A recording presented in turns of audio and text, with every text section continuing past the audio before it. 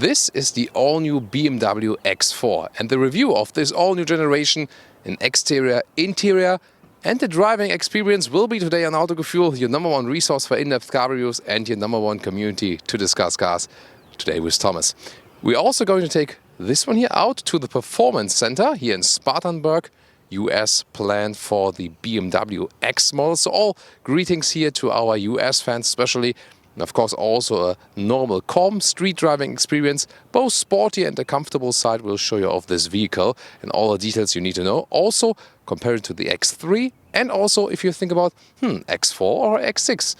We'll dig deeper into those details now in Full HD, full screen and full length. Let's go!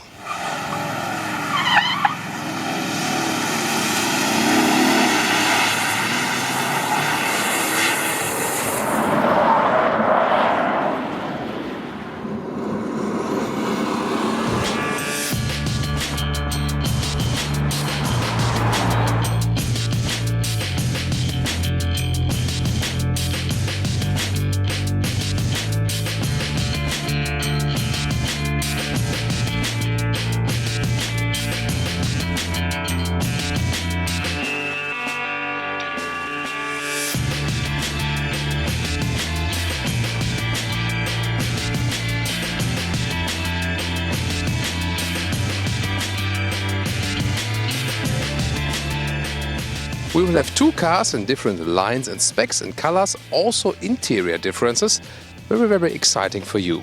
In the front, BMW uses an even stronger double kidney, here also with adaptive air intakes. At the moment they are closed and just opened on demand. This is actually increasing the wind efficiency if they are closed. Then also no number plate here today because we're still here on the BMW planned surfaces, and you know, some US states you don't need it. Unfortunately in Germany we also always need front number plates. Then those headlights are drawn horizontally, all LED, and those ones here are also the adaptive LED. They also turn then in the corners. Also strong air intake here in the lower part. This one here is the M Sport line, so you get the base X line so called. Then you have the M Sport and M Sport X. How they differ I will also tell you in the side profile. 4.75 m or 15.6 is the total length of the new X4. It's about 8 cm longer than the previous generation, now coming closer to the X6. However, the X6 will still have a longer trunk, we'll soon compare that. Then, as I said, is the M Sport line with M badge right there, and we also have blue brake calipers as a contrast. 18 to 21 inch are the rim size. Those ones here 20 inch, already pretty massive. And here in this sporty M line, you also have the wheel arches in vehicle color with the base trim, or the X line or the M Sport X. The M Sport X is basically the sporty line, but then again made crossover look. So in most other variants you have the wheel arches then in the plastic crossover fender look. But here the sportiest line is in vehicle color. Also then here with contrasting mirror caps, black frames around the windows. And then of course the special thing about the X4, this coupe style in the rear window graphic, also with a falling roofline in comparison to the X3. Other than that, both cars have the same platform, are basically the same cars. But this one here just set out sportier, also technology-wise, suspension-wise. The base steel suspension is already like the X3 M Sport suspension, so stiffer laid out. And then you optionally can also get the adaptive suspension, which we will test today. What do you think? I want to hear your comments. X4 or X3? What's your favorite? And now to the rear, which shows design-wise the biggest difference to the previous generation with those way slimmer and more horizontally drawn tail lights. You can also see the daytime running light signature at the moment. And to me it looks a little bit more subtle overall in this rear area. And I think I like the design change, so to me a little bit more beautiful than the previous generation. What do you think? Would be looking forward to your comments right there. As we have the M Sport variant, we also have a stronger lower part and a contrasting grey color right there. And now the fake exhaust, check. Well, this one is indeed a complete part. The outer tip, of course, is just, a wider area, but it's definitely connected to the actual exhaust pipe.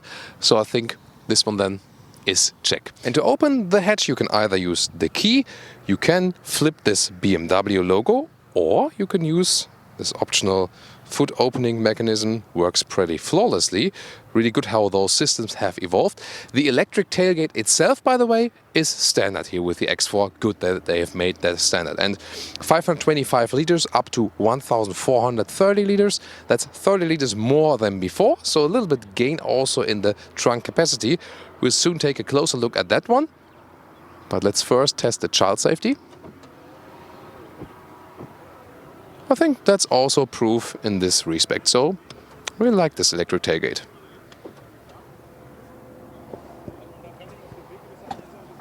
And now to take a look at detail, the lower part here, you can put it up with the hydraulic strut. Wow, that's really premium quality, I can tell you. And this upper part, you can just pull it out like this. Then you have maximum loading capacity that you can actually see how that turns out with the cabin trolley. It's like this. So actually plenty of space. The only thing you lose if you compare to the X3 is the height here. So if you just like this with normal trolleys, yeah, some tires squeaking from the performance set and background. But if you transport really high things, that could be then, you know, a loss if you compare it to the X3. But this one, for example, even still works. So I think you can live with that in most cases. And then you can also flip the seats right there.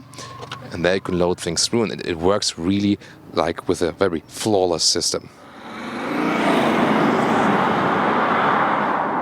And now take a look again at the differences, which is here with the X line. This one is base trim in the US, and this one here, the M Sport. You can see the front is a little bit different. Color, of course, you can pick freely. And very interesting is that we got here the normal LED headlights, LED always standard. Here, as I said earlier, we have the adaptive LED headlights.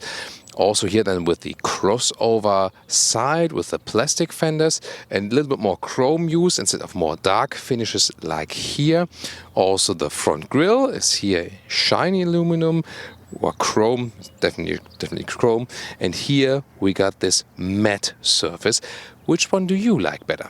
To me it's pretty clear. I would just save the money, go for the base trim or here the X line. Always depends of course a little bit on the market, which is the exact base model. Here with the plastic fenders, I think if it's somehow SUV, it's also fine that it's in that way. Otherwise we have just a split color then basically, as we've seen in the other models. So the same color, but then with a split. And also here with the chrome windows and also the lower bright contrast, I think it makes the car look more elegant. Of course, maybe you prefer the sportier line, but I would definitely go for this one here.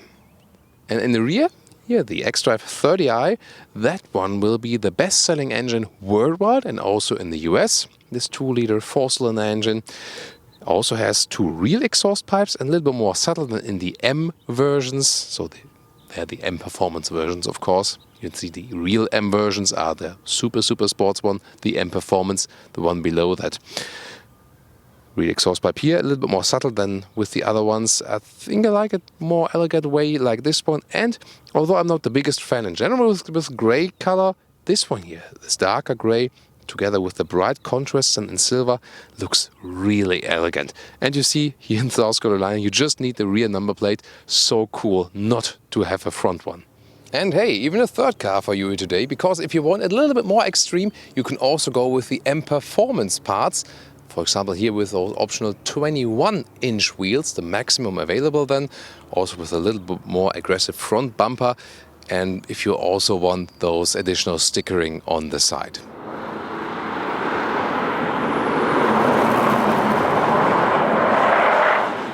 For the engine lineup, you get a 2-liter 4-cylinder or 3-liter 6-cylinder, both for petrol and diesel, and both petrol and diesel also get the newest particle filters. At least the petrol filters for the European Union. In the US, the particle filter for the petrol engine is usually not mandatory. This one is the M40d. Actually pretty fast as well, the 6-cylinder 3-liter here with 4.9 seconds to 100 kilometers or 62 miles an hour. Whereas the M40i, the biggest petrol engine so far, then will have 4.8 seconds in the acceleration. And the horsepower figures for the rest. For the petrol engines, the smaller ones, 184 or 252, or then 360 for the M40i.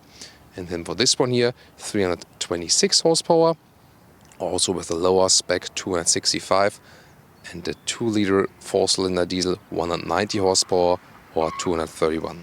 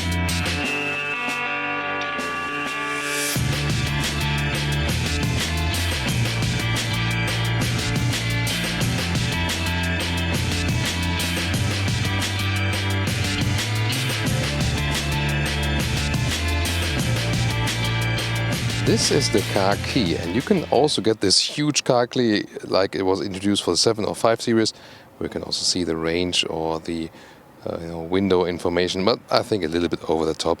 The normal one is also totally okay. You can also use the keyless entry function, so just put your hand in here, then the door opens, and strangely usually you would put your hand outside and it closes, but that's not the case. You just put your finger here a little bit on the inside and then it closes again. Not sure why they've done it that way. So, and then interesting things also at the inside of the doors. First of all, if we look here, there's a leatherette cover here, everything wrapped tightly, very well constructed. This is a kind of aluminum look, but it's not aluminum. And then in the lower part you can see you also have space for bigger bottles right there. Interesting also with this X logo, that is nicely done. I like those small details right there.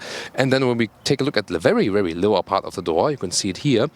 Usually at a lot of new cars you see a plastic lip, which then protects the interior from additional mud, especially then the area right here. But they have another system. You can see that the door goes inside here. So that's the reason they don't use an outer rubber lip, because you have this gap. And then when the door closes there, you can see the door goes inside this one. And that's the reason why they can go without a rubber lip, and the building style itself protects it.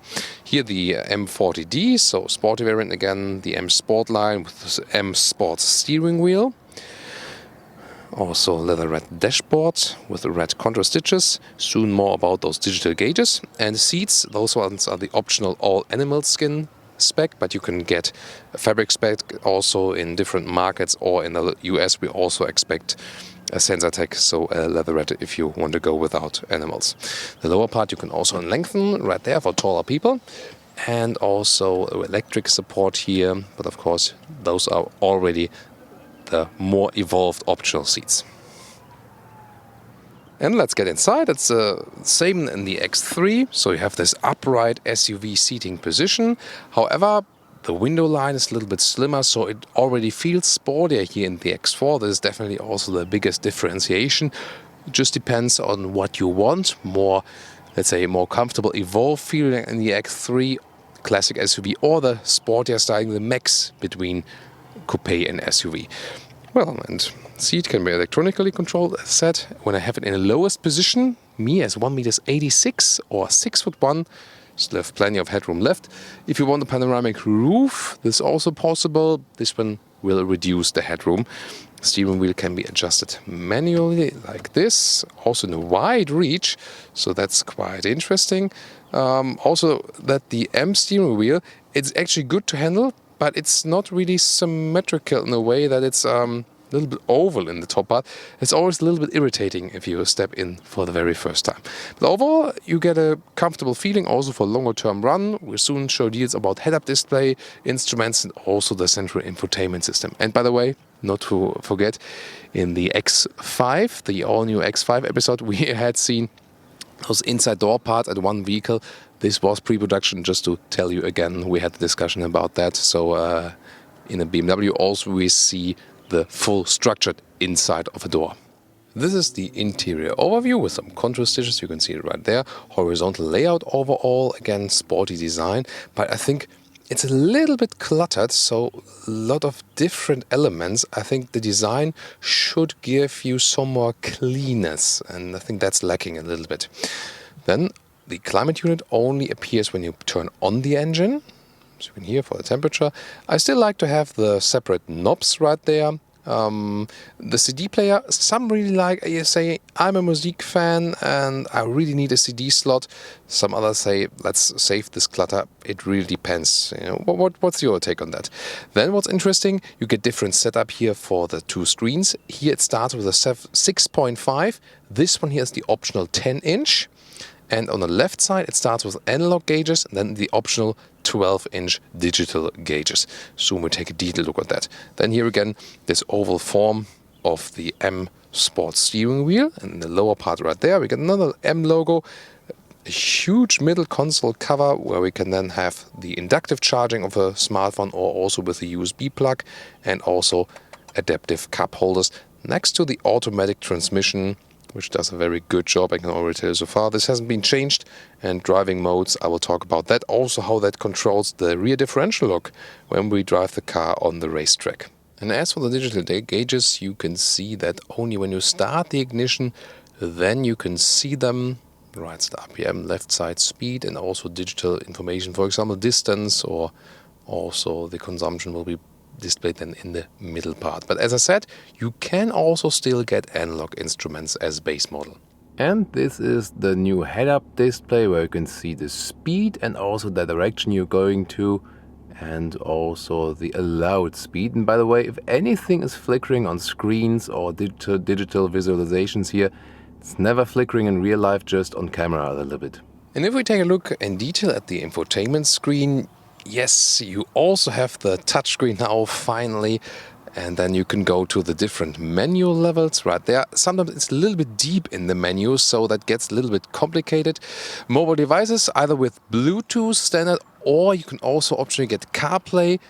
And unique selling point is that the CarPlay is also working wirelessly, and that's of course pretty cool. If you have wireless CarPlay and then put it in the inductive charging platform, then you're actually free to go with your smartphone. And you can enter the address right there. Map, let's take a look at that one. I think the BMW GPS software is pretty clear. It's very clear to read, and also with the route direction heading I was always very satisfied. And pretty fancy is this rear view camera system. So you can see here in this parking box, also has a beeper along that, and then the fake drone view from above. So you can really see how to get in and out properly of this whole box. And also when I'm turning the steering wheel, you can see also the viewpoint of the camera changes a little bit. That helps even more. Pretty cool. Also with a good resolution. In the middle console you still have this turning and pressing knob. You can also write for addresses there, like write the letters when you put in an address. So this is for controlling it while driving, for example. When you're standing still, the touch function is easier. And then properly attached is this quite big middle armrest, where you then have some more room inside and another USB supply. Let's get in the rear compartment, which is really exciting. Well, you can see the entry here. You know, for installing child seats, the door doesn't open too wide. But my favorite feature is again an X4 logo. Very nicely done here on the B pillar. But now in this new generation, almost 3 centimeters more legroom, and you definitely do feel that, because now 4 adults, also taller adults, fit here in this vehicle.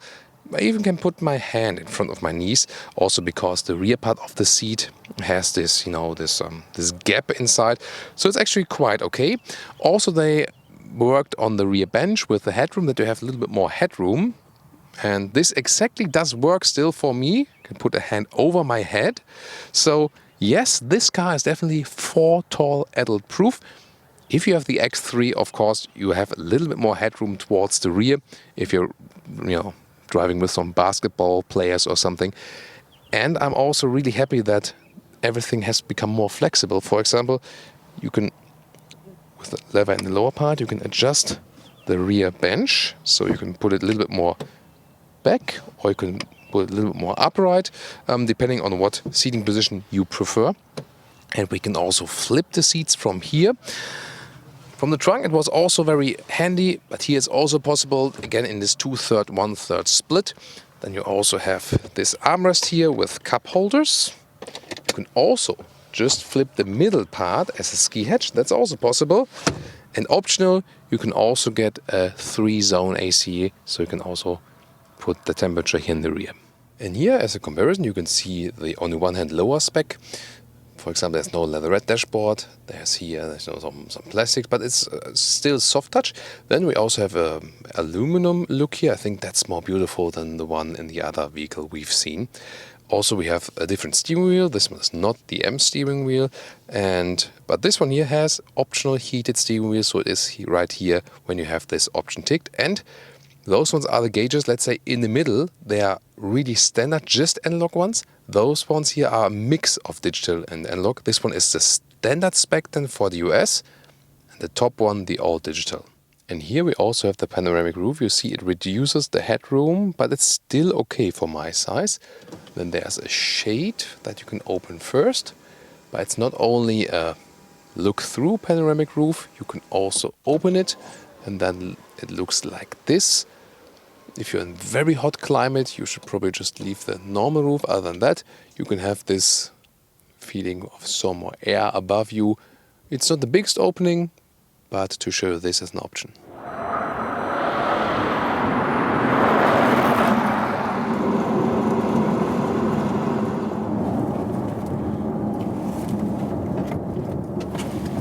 So guys, if you ever wondered how an X4 is doing on the racetrack, that's how it does with the M40d. Of course, we have a better acceleration than we had in the 30i. The same with the M40i, so 1.5 seconds faster to 100 kilometers or 62 miles an hour.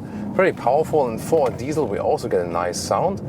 Of course, this is also due to the sound actuator here that gives you sound in the interior.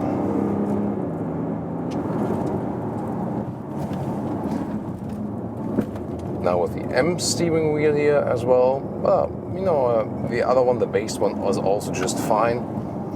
It's really amazing. I mean, we're in the SUV still, and I got a very good control of the car, hardly any tilting from this adaptive suspension. We're in sport mode, so the gears are also turned up higher. Now the tires are pushing, you heard that probably. That's where just physics are limiting. Of course, you sit relatively high then if you compare it to a normal sports car. You feel that, and especially, on a normal road, it's totally fine then if you're higher.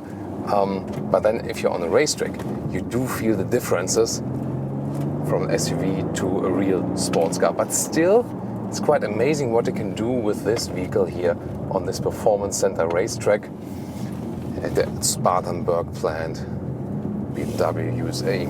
So, interesting is, we start now in the normal mode. Now we go to dynamic traction control. This is basically the Sport ESC, the electronic stability control. And we also have a differential lock here in the rear. And it plays together. That means when I get less ESC, in the sport handling mode, the differential is working a little bit harder actually. And it will be even more so when we're at the next step mode. And what do I feel? Well, the all-wheel drive that is being used here in the BMW X4 is predominantly rear-wheel bias. So you first, when you're just rolling, have 100% on the rear, and then on demand also power is transported to the front wheels.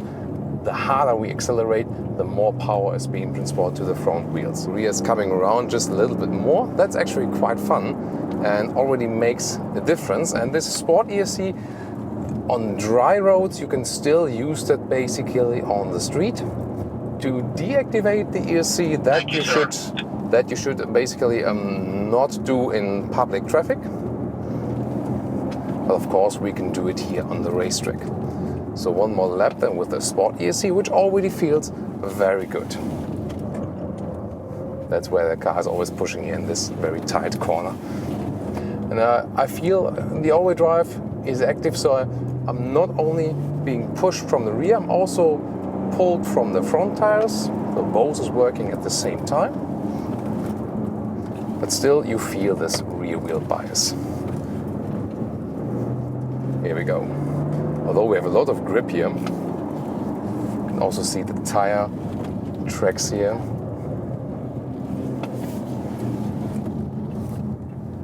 And that's also a difference than to an X3, so you feel that this one here, especially in the M40d setup, has really a very sporty orientation. So, and now we hold down the ESC button. And the DSC is, well, if you call it DSC or ESC, it doesn't really matter. It's just, you know, another name for it. So now it is off. So don't use this on public roads, and the rear differential is working more. And the thing is then, you know, when you're in a corner and then accelerate out, for example, there's a big difference between the speed of the outer and the inner wheel, and the differential lock reduces this difference then, and overall you can get better and faster out of the corner. Now let's see, especially in those S-corner situations, how that one performs then with the ESC off. Of course, the biggest difference you feel when you are in situations where you really push the limits. Yeah, you can. I think you can also hear that on camera, that the car is letting us do more. Also sliding a little bit, using more of those tires. And also when we accelerate out of the corners, and the rear comes around a little bit more as well. It's always just a small notch, but you feel the difference one by one when you switch the driving modes. When you're a little bit longer here, by the way, on the racetrack, then you feel the disadvantages of a racing SUV, as we call it here, because you know you get more fatigue. I have to hold on tighter to the steering wheel. The seats that keep me in the seat quite well. However, you know, the animal skin seat here for a sporty car doesn't make much sense, because you slide on them more than with fabric or with an Alcantara surface, for sure. And so this is now really physical work. And if you think about, you know, the sportier car, for example, a non-SUV, you feel that you have an easier time, definitely, because not so much G-forces are applied, then at least you do not feel them that heavily. And by the way, if you talk about the seat position here in general, those M Sport seats, to me they are really a little bit tight. For racing now, okay, but you know, for this was a situation where the ESC was off, you feel that rear tires were working more. So as I was driving also the 30i with those more base seats, they were way more comfortable, because they weren't so tight in the lower pelvis region. And so on the racetrack, yes, okay, but no one will use the X4 on the racetrack. This is just for, you know, for the demonstration purposes, you know. So I would recommend you to go for the base model seat and not for the M Sport seat here, if you want the longer term comfort in this vehicle here. But still amazing what this vehicle can do on the racetrack. Definitely an amazing experience, and of course always spectacular pictures for you. Definitely more exciting than cruising it on the road. But then again, you know, driving life will mainly be about cruising on the road, not being on the racetrack. It's good for you that you can watch this on Autogefuehl. Now it's starting to make a little more fun, even because you know, the longer you drive a track, you more figure out where you can go around a little bit faster, let the rear come out a little bit more. And then it's really fun, you know, when you can play a little, especially with rear-driven cars, of course, but always good when you don't have any traffic behind you, that if you fail at some point, you don't get run over. Tires hook up great also, but you know, when there's already a lot of rubber on the ground, that also helps. And you know, then you shouldn't get actually from the ideal line, because as soon as you go off this ideal line, you also see that, you know, in professional racing, then you get less grip, for example, or maybe you get over some loose stuff or something. This here, by the way, now almost 80 miles per hour we're reaching here on this small straight. And noise insulation wise, I mean, we hear this sound actuator from the engine, but other than that, great noise insulation. I think I can prove that again, even here on the racetrack. This is one thing they have worked on pretty much. That was cool, right? I'm not sure if you could see it on camera, but that was a nice little power slide then with the rear wheels. That is a lot of fun to do that with the car. So again, yes, SUVs are somewhat limited on the racetrack just because of physics. You should not compare them then with a real sports coupe. This will still do better on the racetrack. But considering the building style of the car, I think at this given moment they got the maximum out as for the sporty performance. And now just some more corners for you to enjoy with the sound.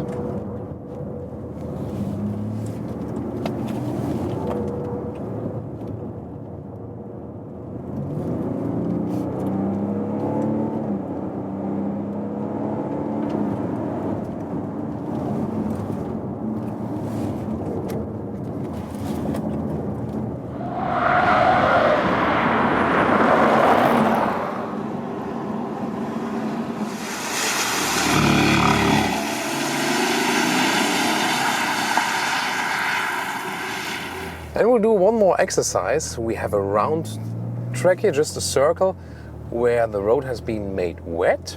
And what we can experience here again is the difference in ESC mode. We start in normal traction on mode. We go about 40 miles per hour. And you can see I stay connected to the road. If I would push the boundaries here a little bit more, you hear the ESC working, you know, so individual wheels are being braked, slow down, so I stay safe in the line. That's pretty much, you know, it's really driving proof, so you can't make so much wrong. Of course, at some point you get to the end of physics, but if I go more on the throttle, the car is just reducing the speed more. That's very interesting to feel. Here again, how it works. Then, if we go to the sport or the traction stability control, that's then the intermediate step. Better stay in second gear, by the way, and you can also hear the engine better and the car is more stable. Actually here, I can do this in third gear maybe as well. Here, for example, now, when I'm now pushing a little bit further, the rear comes out a little bit, the car's a little bit more unstable, but still it is relatively being kept here inside the, so it doesn't slide around in the rear.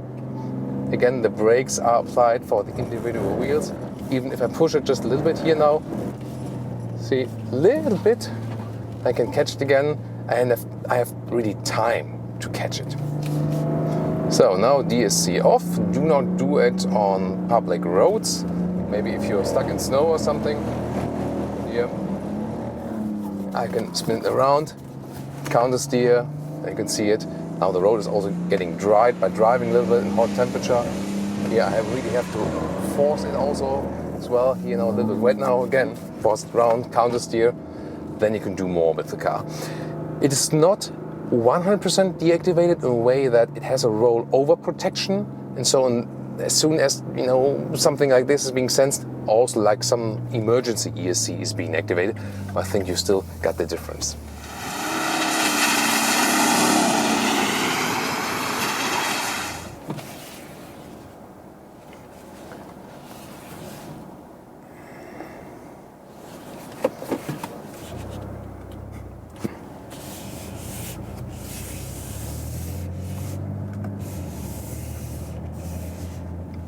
And once more with water on now, to get it even a little bit wetter, to have some more show effect here, because that looks better. I mean, even because you can see so much. Now when it's wetter, see, we have a little bit working more with the car. Whoa. That's cool, you know, when you go through those fountains. But you can see, even if the EC is off here, the problem is it's an all-wheel drive car, and so when I'm pushing, here, you can push it a little more, but always when I'm going more on the throttle, in that same minute, or same moment, the front wheels are applying more traction, applying more torque, and this is again keeping me in the lane here again. So this way, this corner here, I can push it, and then, see, that is then where the laws of physics are defied, or are not defied, I would say. So you can see there's always a small line and with ESC off, and then stuff like this can also happen. But it's really good to have the possibility here to try it out, and then you can get an even better feeling for your vehicle. But this one here is actually more important to me because it's more important to you. This is here the 30i xDrive 2-liter 4-cylinder with 252 horsepower. The engine that will be the most relevant for most people worldwide, and also especially in the US. And it's probably also the engine I would also advise you to go for, also if you think about price-performance ratio, for example. And I also like to drive, you know, the non-high spec versions from time to time, and when it's available, this car will still be really expensive, no question. However, let's show you the performance here. Let's go to the sport mode and show you the performance of this engine. Let's go.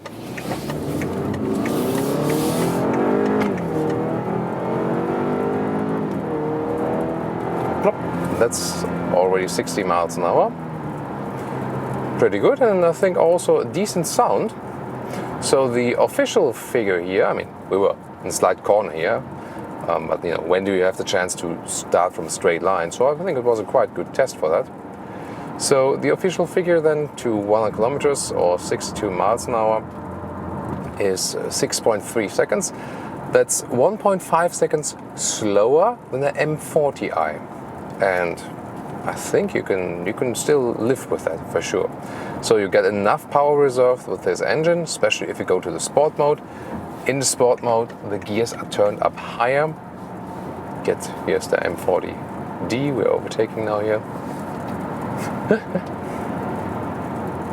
Of course, when you want to relax, for example, or want to save some fuel, you can also go into the Eco Pro mode, and then the RPMs are rather kept low, that you can save some more fuel.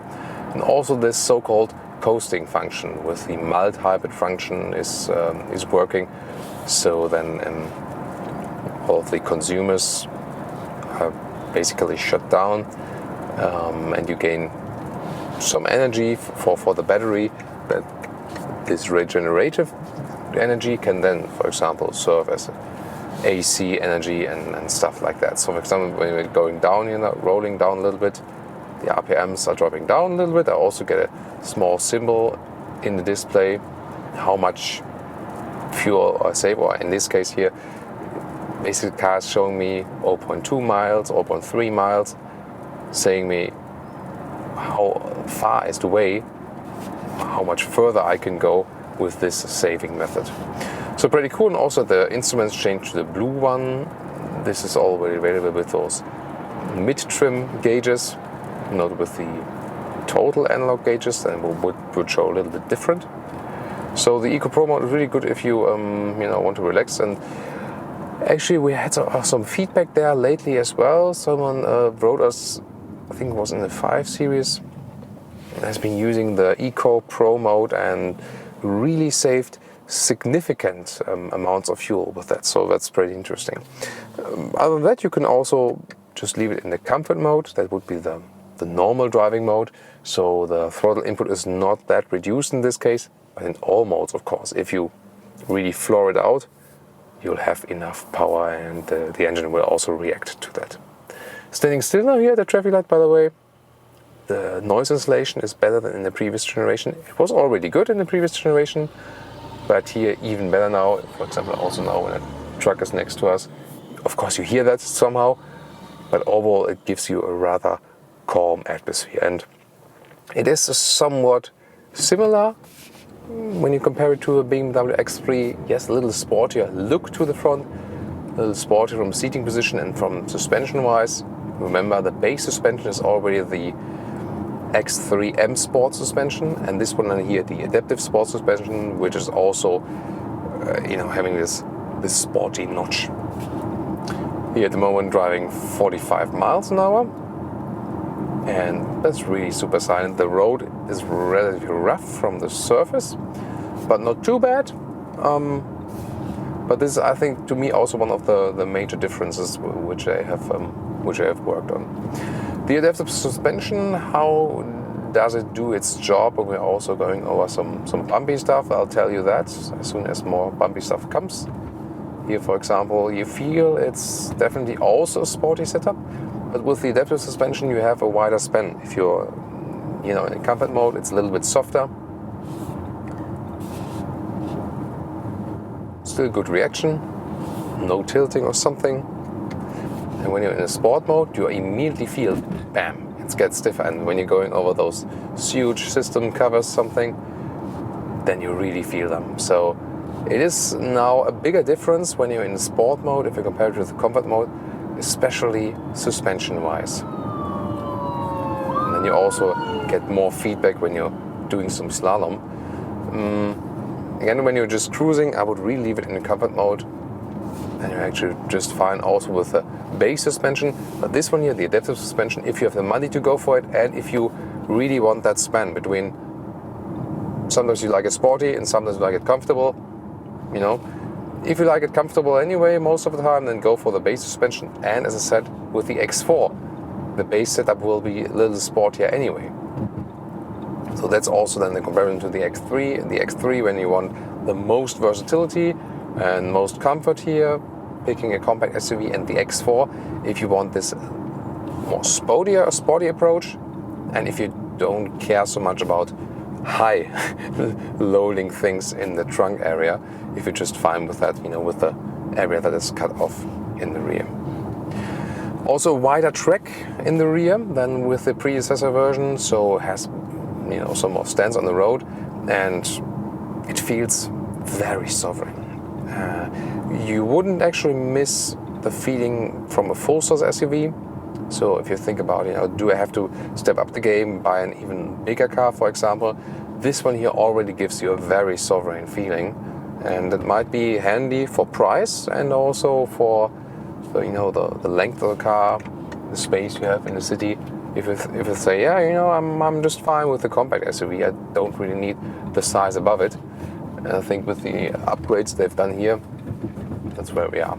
When you're in a comfort mode here and driving over those rail tracks there, for example, that felt totally fine. In the sport mode, it's really rough. So sometimes we don't have so big differences than in those adaptive suspensions, but here it's really notable. The steering wheel here, by the way, unlike the M Sport steering wheel, this one here is rather slim. I think I would even stay with a normal one. It's somehow more symmetric to me, and I liked it. When the steering is symmetric. Interesting. This guy is driving with a safety tire, like a safety replacement tire on the left side. It looks weird when one tire is smaller than the other one, left and right. So some city riding here, you feel comfortable, and again you don't feel too big, as the size is, especially for for the US cars, is not too big actually, and it feels actually also good at lower speeds. Steering wise, actually quite soft then here in the comfort mode, so it's very easy to steer also when you're going in the parking lot. Also shown you that, for example, with the with the rear view camera, that you can easily steer around the car. And if you then go again in the sport mode, you get some more feedback from the steering wheel, but that's not the biggest difference. So the biggest difference in the sport mode is really that we have the different suspension setup. That's the biggest difference we have, definitely. So we're going to do lane change here in the sport mode. Good control. They have it figured out to give you a very natural steering feeling. Yeah, but steering setup doesn't differ so much from the driving modes. Let's try it again. People are probably wondering why I'm changing lanes from right to left all the time. So the steering, they have basically also a sporty setup here for that if you compare it to other base models or other BMWs. But I don't feel that it would be too progressive. So you don't have to steer a lot, and again, it doesn't take any big strength. But we see a difference here that Mercedes and BMW more tend to convey a natural steering feeling. We have to steer a little bit more, whereas, for example, Audi and Volkswagen, they make it a little bit more progressive, that you have to steer less. They have already improved that here for the new generation, so you have to steer less if you compare it to the previous generation, definitely. But still, it's different when you compare it to other competitors there. There again, this question is not which is better, it's just what's more suitable to you. I remember driving the M40i in the previous generation, and one thing that was really rougher suspension-wise, so that's also one main thing they have updated here in this new generation. Other than that, if you ask me, do I need to switch to the new generation directly? I would say you can also, take your time, wait a little bit. So it wouldn't be that it's, another world of a car. So if you're at the moment still happy with your current X4 or X3, you're just fine. You can wait until you switch to the new generation. It's not that it would be super different. BMW won't like me hearing saying that, but I'm also here to save you some money. Especially from some parts where that's getting rough now with the potholes. Sometimes we have a discussion then which options are really totally necessary and which you can leave out, and I hope I can give you good advice there as well. So, braking power, also good. This guy decided to take the red light. I rather don't. By the way, the side mirrors, that's always quite weird when driving in a US spec car and you come from a country where the side mirrors are just one-to-one, from zoom, and then here the left side mirror is always in this zoom in mode basically from the mirror. That's pretty weird to look at, and therefore we also have this famous writing, objects in mirror are closer than they appear.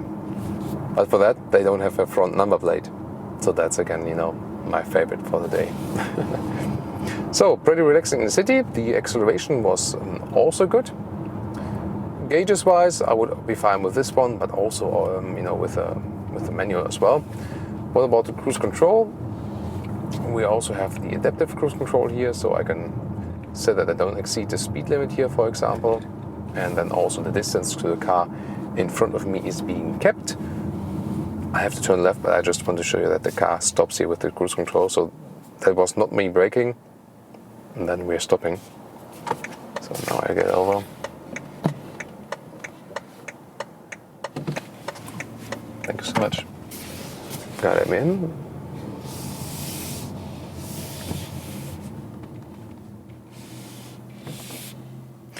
By the way, if you don't want to use, for example, the volume knob, which you can, can change the volume here at the steering wheel. You can reach up to the knob there. You also have the gesture control available here, so I'm not sure if it's handy while driving. Then you can do this gesture for. I don't know anything. I just run the department. Then turn it down again. I found actually more distracting to use the gesture than just turn the knob, or especially use it at the steering wheel. But of course the manufacturers want to offer something more technology-wise, step by step in the vehicles. Do you like the gesture control? Then tell me. The GPS again is doing a good job. As I said earlier, I really like the GPS software that BMW has. With the Mercedes software, I often have it that they sometimes miss something, near the motorway, something like they get off too early or too late. That would have been clever if I would have gone to the right lane here now.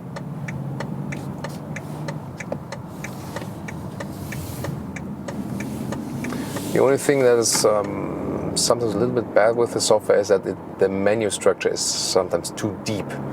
So that can be a problem. But the GPS, which is to me one of the most important functions in the system, is really cool. And when you have connected your smartphone as well, just put it in there, loads inductively, and also with the wireless CarPlay, that's probably the most comfortable solution you could possibly get. The lane change here. The car really conveys you driving fun, and indeed they have managed to create something between the SUV and the classic coupe, where you would sit in a very low seating position, and more people go away from those just classic segments because they say, I want the high entry, the easy entry in the car, I want a higher seating position, which is again more comfortable on the long-term run. If you think about, for example, a longer road trip also. But then with the SUV coupe setup, you can still get this sporty feeling you have in the coupe. And I think it indeed does work with the vehicle. If you still want the higher trunk in the rear, you could still get a BMW X3 and go for a sport suspension then. So that would be the other alternative in this respect. So we're getting a little bit more rural than now. So what is really cool, again, this natural steering feeling, where you think it's not too artificial. It is, of course, with electric help always, but you really get a good feeling for the car. You can see here, there's hardly any tilting from that. So it really feels good that you create this unity between the driver, the car, and the road. And for some features in the clash of the three big German premium manufacturers, each one has their own, significant stance somehow. But for the sporty riding, BMW is still, definitely on top of the game.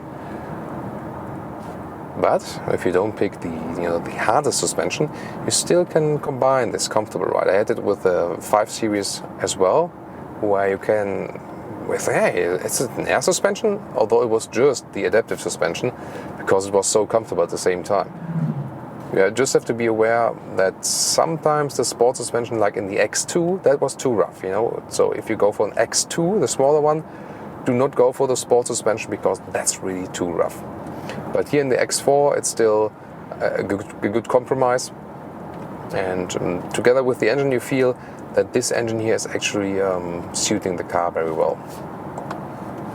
So let's see what we have as mileage here so far.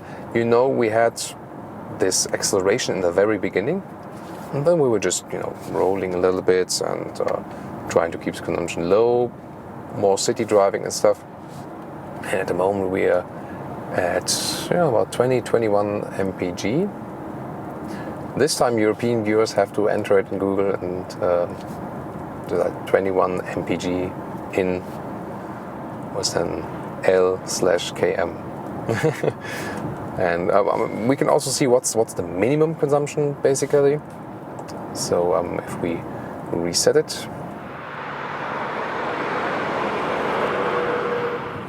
so now we have clear road again, and I really try to push the consumption issue now. And if you really want, but that's tricky, you can also get some 35 mpg. But that's of course not realistic for normal driving situation.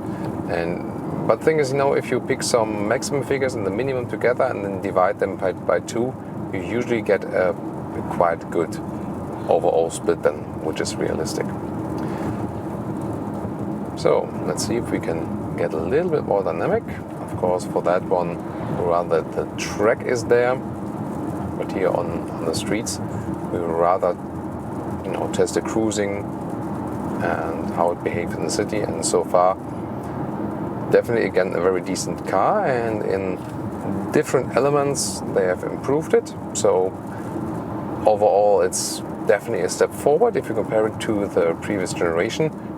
If it wouldn't be, but it feels a little bit more sovereign, more refined, really silent as for the noise insulation, and also good as for the power you get from the engines. And as I said,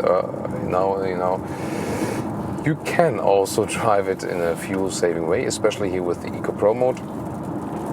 For example, sometimes we are, just close to the 1000 RPMs, although we have a petrol engine here. We're going now in about 45 miles an hour.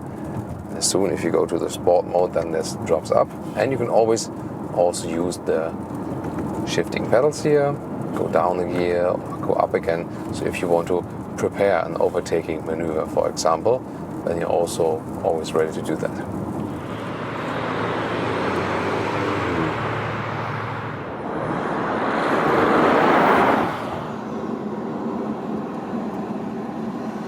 And now to our conclusion for today with the all-new BMW X4. Well, we've shown you different versions, different trims, exterior and interior, track with road driving, so different. Also the ESC elements, you see the car is still wet here, although it's pretty dry today. Yeah, we had a lot of fun. I hope you did as well. Exterior-wise, you got this sporty coupe line roof, the new generation also with a sportier front. Me personally, I would go with the X-Line, for example, which we've shown you on the grey car. I think that's a very elegant approach, especially with a bright contrast. Here then, if you want the M Sport with a little darker, more evil look, which one do you prefer? On the rear, of course, it's always the discussions about SUV coupes, if they make sense or not. I mean, you have the possibility to go for it or pick the normal X3, so it's up to you. Then the interior, they have really stepped up the game again in the interior build quality, where BMW was lagging a little bit behind in the past, let's say, decade. Now the recent cars are really good from the interior build quality, really solid. Design-wise, I think it could have been a little bit more cleaner in the middle console. But other than that, I think they really found some good solutions there as well.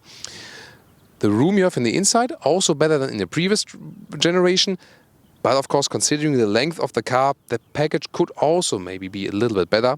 But they already improved it now with this new generation. And also the space you have in the rear, there's still enough left if you don't put too high things in the very rear.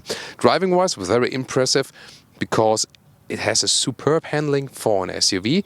You can take it out on the racetrack. I would still not recommend it. At some point, you feel, that you're just higher on the road, and that gets a little bit, a little bit annoying if you compare it to real track cars. But still impressive what this SUV can do on the road. Even more than on the normal road, where it's a really silent ride as well. So they've worked on the noise installation. I really like that. And with the adaptive suspension, you can go the sporty and the comfortable way. So you kind of have both. Still, an X3 will be the more comfortable, the more smooth ride. But that's then, the one you should pick if you want it sportier. The X4, a little bit smoother than the X3. So what do you think about using this SUV on the racetrack? Would be looking forward to your opinion there as well. Overall, I think they have put on a great compact SUV. Again, just the price will be very high, at least 50,000 euros or dollars. But of course, if you put it like here with a diesel, the 6-cylinder diesels, by the way, 3-liter, they are really good from BMW. They're also among those diesels which really consume just little fuel. We had this 6-cylinder diesel in the BMW 5 Series even, where I could go like 4 or 5 liters on 100 kilometers. That's really amazing. So in this case, I would say a diesel is maybe not a bad choice, because you also have the new particle filters here, and also the SCR cleaning then, which is mandatory then. So you can pick then depending on your mileage. High mileage, the diesel could still make sense. Under the petrol, as I said, there the MPG figures, if you really push it, rather 22, 25 MPG. But if you really want it, I could really score on the long-term run, just city ride driving 35 miles an hour. I could really end up with about 33 miles per gallon. That's also pretty okay then for this petrol engine. So many things you could experience here with the BMW X4, more than in any other review. I hope you enjoyed it. Tune in next time.